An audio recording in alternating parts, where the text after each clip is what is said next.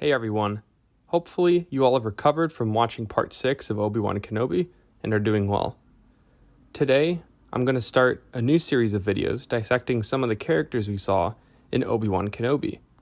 As part of this dissection series, I'm going to examine Obi-Wan's journey and several of the supporting characters who helped him along the way. Obviously, there's going to be spoilers for all episodes, including part 6 of Obi-Wan Kenobi, so please consider this before continuing on. As a series, however, I believe that Obi-Wan Kenobi was handled exceptionally well, given how delicate it had to tread canonically. It's a fantastic character resurrection story, as the Obi-Wan we see in Part 1 is a broken man. I think Part 1 in particular does a great job portraying Obi-Wan's restraint and even lack of desire to help others. He fails to stand up to his boss abusing a coworker. Rejecting a Jedi on the run who needs help ends up costing him his life ultimately. Obi-Wan's only contact on Tatooine at this point, Owen Lars basically kicks him while he's down, excluding him from Luke's life.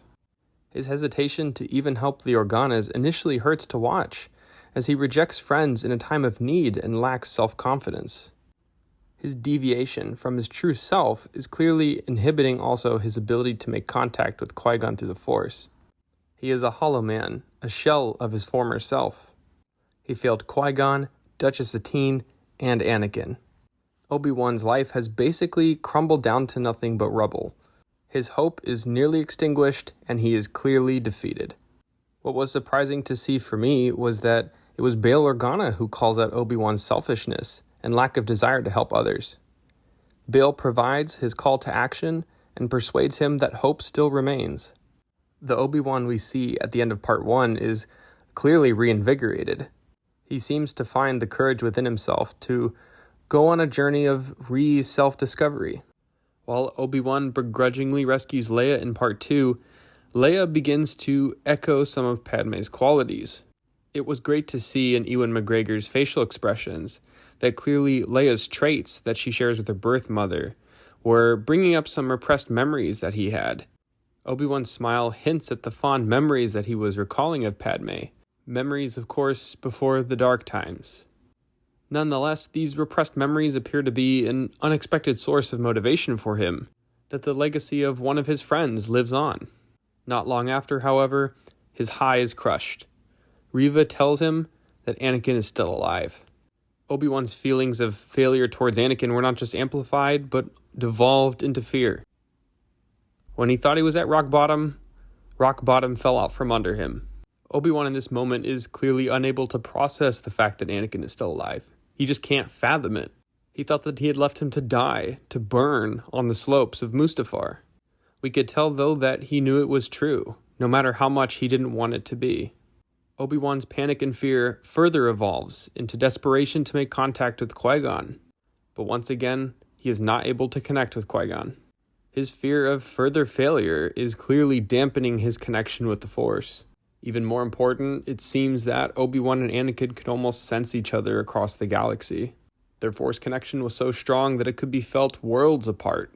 We also see this connection reawaken within Vader, a connection that he never thought would happen again.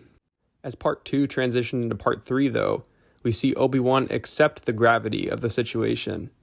He had Leia, Anakin's daughter, and he just learned now that Anakin was also still alive. He knew that protecting her and getting her back to the Organas was of the utmost importance. He had to keep Leia safe from Vader.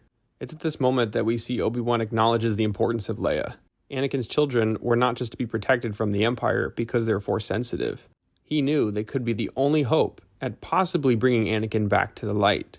And with that, his mission to keep Anakin's children safe just became even more critical.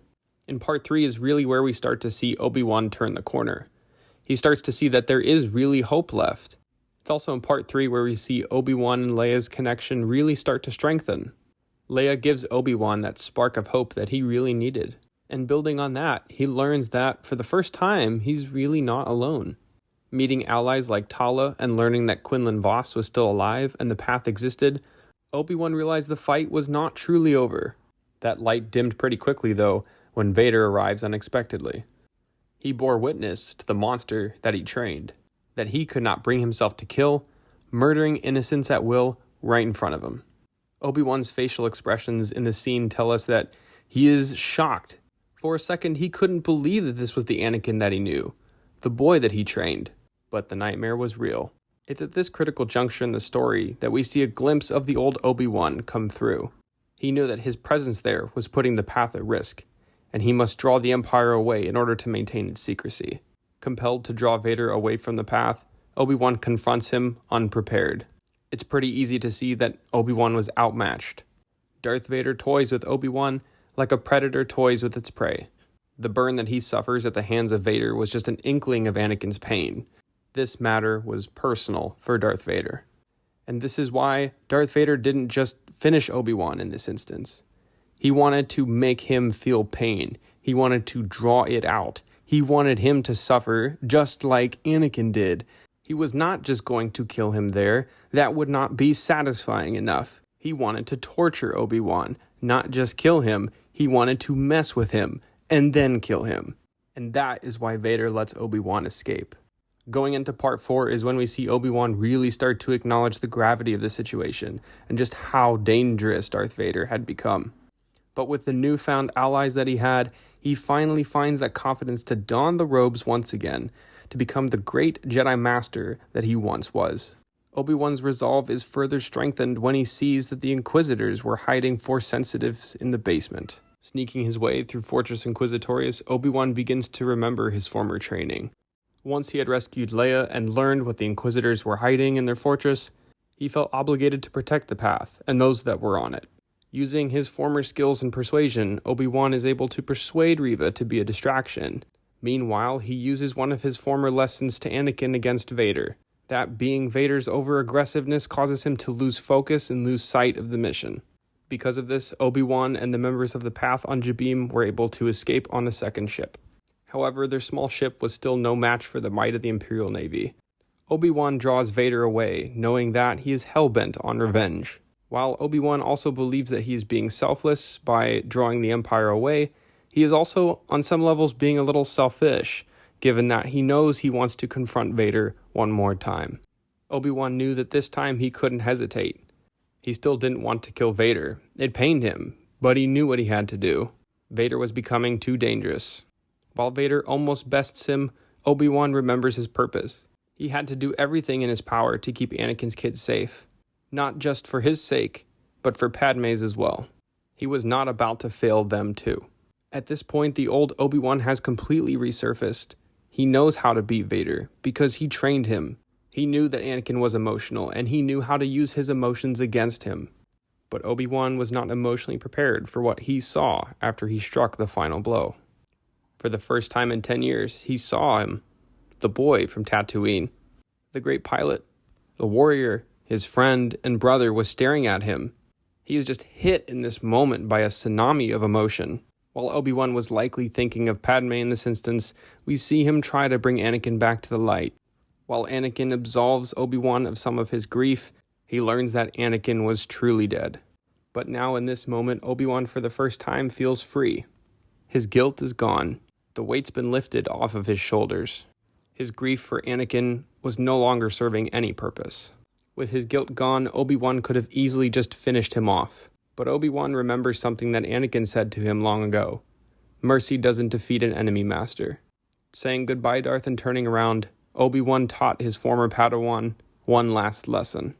When Obi-Wan returns to Tatooine, we see that he is fully resolved. He understands his purpose. He helped Reva battle her own demons and become free just like he was. Obi-Wan was now at peace, able to continue his mission in protecting Luke and Leia.